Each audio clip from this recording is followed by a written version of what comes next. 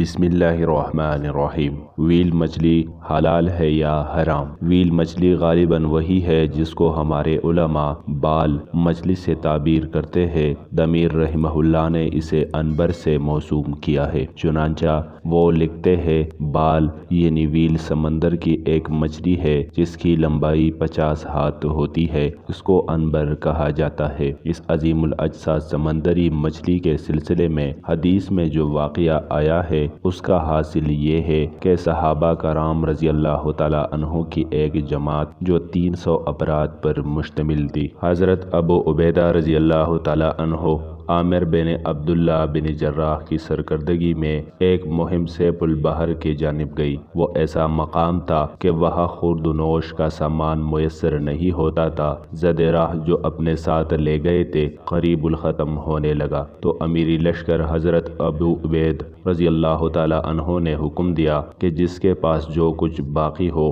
لا کر ایک جگہ جمع کر دو۔ چنانچہ جمع شدہ ذخیرہ میں کھجوروں کے صرف 2 تیلے بھرے ہوئے تھے۔ حضرت ابو عبید رضی اللہ تعالیٰ عنہ اس میں سے ایک ایک کھجور پی کس روزانہ تقسیم کرتے تھے، یہاں تک کہ یہ توشہ بھی ختم ہو گیا اور درختوں کے پتے کھا کر گزارا کرنا پڑا۔ ایک روز دیکھا کہ سمندر کے کنارے پر ایک بہت بڑا جانور مرا پڑا ہے۔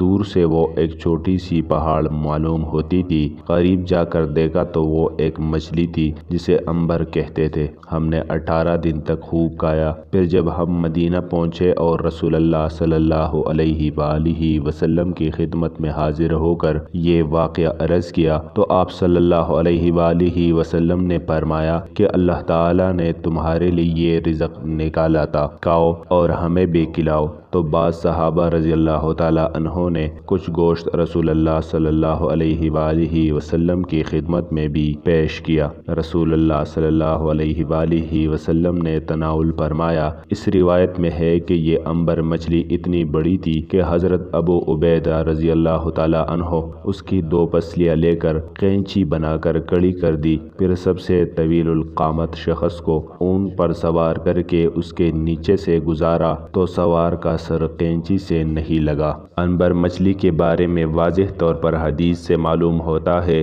کہ اس کا حکم بھی عام مچھلیوں کا ہے، ان کا کھانا حلال ہے اور مچھلی ہونے کی حیثیت سے ذبح بھی ضروری نہیں۔ جزاک اللہ خیرا، احسن الجزا۔